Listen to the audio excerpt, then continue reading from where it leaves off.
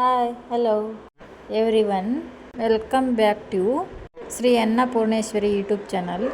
ನಾನಿವತ್ತು ನಿಮಗೆಲ್ಲ chicken fry ಮಾಡೋದ ತೋರಿಸ್ತಾ ಇದ್ದೀನಿ. ಮನೆಯಲ್ಲೇ ಇರೋಂಥ ಐಟಮ್ಸ್ಗಳು ಯೂಸ್ ಮಾಡ್ಕೊಂಡು ಯಾವ ರೀತಿ ಮಾಡೋದು ಅಂತ ತುಂಬ ಸಿಂಪಲ್ ಆಗಿರುವಂಥ ರೆಸಿಪಿ ಒಂದಿಗೆ ತಿಳಿಸ್ಕೊಡ್ತಾ ಇದ್ದೀನಿ. ಸ್ಕಿಪ್ ಮಾಡಿದೆ, ವಿಡಿಯೋ ಫುಲ್ ನೋಡಿ. ಸ್ಕಿಪ್ ಮಾಡಿದರೆ ಯಾವ ರೀತಿ ಮಾಡೋದು ಅಂತ ನಿಮಗೆ ಗೊತ್ತಾಗಲ್ಲ. ಹಾಗಾಗಿ ಕಂಪ್ಲೀಟ್ ವಿಡಿಯೋನ ನೋಡಿ. ಸೊ ವಿಡಿಯೋನ ಸ್ಟಾರ್ಟ್ ಮಾಡೋಣ ಬನ್ನಿ. ಮೊದಲಿಗೆ ಚಿಕನ್ ತೊಳೆದು ಇಟ್ಕೊಂಡಿದ್ದೆ. ಈಗ ಒಂದು ಸ್ವಲ್ಪ ಎಣ್ಣೆ ಹಾಕಿ ಪಾತ್ರೆಗೆ ಚಿಕನ್ ಹಾಕಿ ಕೈಯಾಡ್ತಾ ಇದ್ದೀನಿ ನೋಡಿ. ಈ ಥರ ಕೈಯಾಡ್ತಾ ಇರಬೇಕು. ಎಲ್ಲ ಒಂದು ಸ್ವಲ್ಪ ಫ್ರೈ ಆಗಬೇಕು. ಅಲ್ಲಿವರೆಗೂ ಒಂದು ಸ್ವಲ್ಪ ಕೈಯಾಡ್ತಾ ಇರಬೇಕು.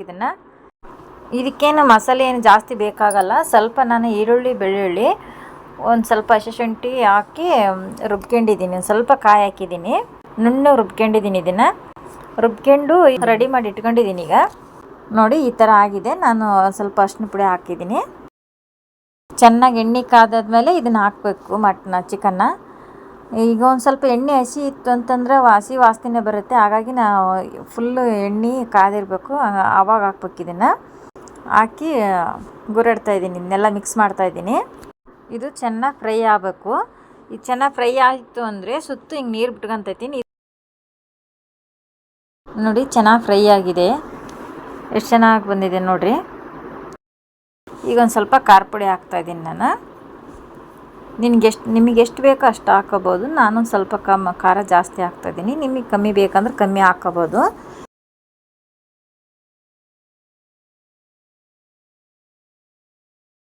ಸೊ ಖಾರ ಪುಡಿ ಹಾಕಿ ನಾನು ಮಿಕ್ಸ್ ಮಾಡ್ತಾಯಿದ್ದೀನಿ. ಚೆನ್ನಾಗಿ ಕೈಯಾಡ್ತಾ ಇದ್ದೀನಿ. ಚೆನ್ನಾಗಿ ಎಲ್ಲ ಕಡೆಯೂ ಮಿಕ್ಸ್ ಆಗಬೇಕಿದೆ ಖಾರ ಪುಡಿ ಹಾಕ್ಕೊಂಡಿರೋದು. ಹಾಗಾಗಿ ನಾನು ನೀಟಾಗಿ ಮಿಕ್ಸ್ ಮಾಡ್ತಾಯಿದ್ದೀನಿ.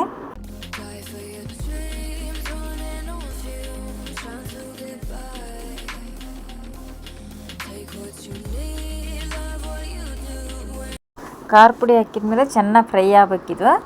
ಹಾಗಾಗಿ ಚೆನ್ನಾಗಿ ಮಿಕ್ಸ್ ಮಾಡ್ತಾಯಿದ್ದೀನಿ ನಾನು ಫ್ರೈ ಆಗೋವರೆಗೂ.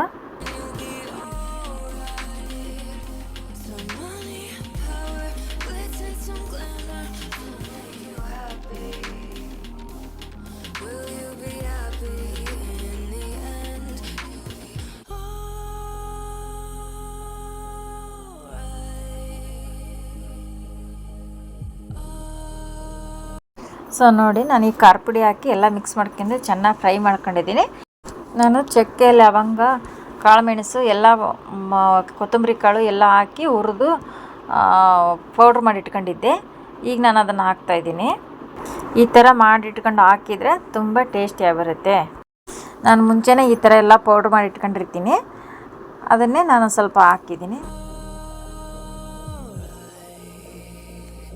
ಮೊದಲಿಗೆ ಒಂದು ಸ್ವಲ್ಪ ಮಸಾಲೆ ರೆಡಿ ಮಾಡಿ ಇಟ್ಕೊಂಡಿದ್ದೆ. ಶುಂಠಿ ಬೆಳ್ಳುಳ್ಳಿ ಪೇಸ್ಟು, ಸ್ವಲ್ಪ ಕಾಯಿ, ಈರುಳ್ಳಿ ಹಾಕಿ ನಾನು ಪೇಸ್ಟ್ ಮಾಡಿ ಇಟ್ಕೊಂಡಿದ್ದೆ. ಈಗ ಅದನ್ನು ಒಂದು ಸ್ವಲ್ಪ ಹಾಕ್ತಾಯಿದ್ದೀನಿ. ಯಾಕೆಂದರೆ ತಿಕ್ಕಾಗಿ ಒಂದು ಸ್ವಲ್ಪ ಇದು ಗ್ರೇವಿ ಬರಲಿ ಅಂತಂದೇಳಿ. ಚಪಾತಿ ಕಿದ್ಕಿಂತ ತಿನ್ನೋಕೆ ಚೆನ್ನಾಗಿರುತ್ತೆ, ಟೇಸ್ಟಿಯಾಗಿರುತ್ತೆ ಅಂತಂದೇಳಿ ಇಷ್ಟು ಹಾಕಿದ್ದೀನಿ ನಾನು. ನೋಡಿ ಈ ಥರ ಆಗಿದೆ, ಚೆನ್ನಾಗಿ ಬರ್ತೈತಿ. ಈ ಥರ ತಿಕ್ಕಾಗಿ ಬಂದರೆ ಚಪಾತಿಗೆ ರೊಟ್ಟಿಗೆ ಚೆನ್ನಾಗಿರುತ್ತೆ. ಹಾಗಾಗಿ ನಾನು ಸ್ವಲ್ಪ ರುಬ್ಬಿಕೊಂಡಿದ್ದೀನಿ. ನೋಡಿ ಈ ಥರ ಆಗುತ್ತೆ ಎಲ್ಲ. ಇದನ್ನು ಸ್ವಲ್ಪ ಚೆನ್ನಾಗಿ ಮಿಕ್ಸ್ ಮಾಡ್ತಾಯಿದ್ದೀನಿ. ನೋಡಿ ಈ ಥರ ಎಲ್ಲ ಆಗಿದೆ. ಈ ಥರ ಎಷ್ಟು ಚೆನ್ನಾಗಿದೆ. ಸೊ ನೋಡಿ, ಚಿಕನ್ ಫ್ರೈ ರೆಡಿ ಆಗಿದೆ. ಸ್ಮೆಲ್ ಅಂತೂ ಗಮ್ ಅಂತ ಇದೆ. ನೋಡಿ ಎಷ್ಟು ಚೆನ್ನಾಗಾಗಿದೆ. ಇದೇ ಥರ ಯೂಸ್ಫುಲ್ ವಿಡಿಯೋದೊಂದಿಗೆ ಮತ್ತು ನೆಕ್ಸ್ಟ್ ವಿಡಿಯೋದಲ್ಲಿ ಸಿಗ್ತೀನಿ. ಅಲ್ಲಿವರೆಗೆ ನೋಡ್ತಾ ಇರಿ ನಮ್ಮ Shri Annapoorneshwari YouTube channel. Like ಮಾಡಿ, ಕಮೆಂಟ್ ಮಾಡಿ, ಶೇರ್ ಮಾಡಿ. ಏನಾದರೂ ಡೌಟ್ ಇತ್ತು ಅಂತಂದರೆ ಕಮೆಂಟ್ ಮೂಲಕ ನನಗೆ ತಿಳಿಸಿ. ನೆಕ್ಸ್ಟ್ ವಿಡಿಯೋದಲ್ಲಿ ಅದನ್ನು ತಿಳಿಸ್ಕೊಡ್ತೀನಿ. ಇದೇ ಥರ ಸಪೋರ್ಟ್ ಮಾಡ್ತಾರೆ ನಮ್ಮ Shri Annapoorneshwari YouTube channel. Video ನೋಡಿದ್ದಕ್ಕೆ ಧನ್ಯವಾದಗಳು.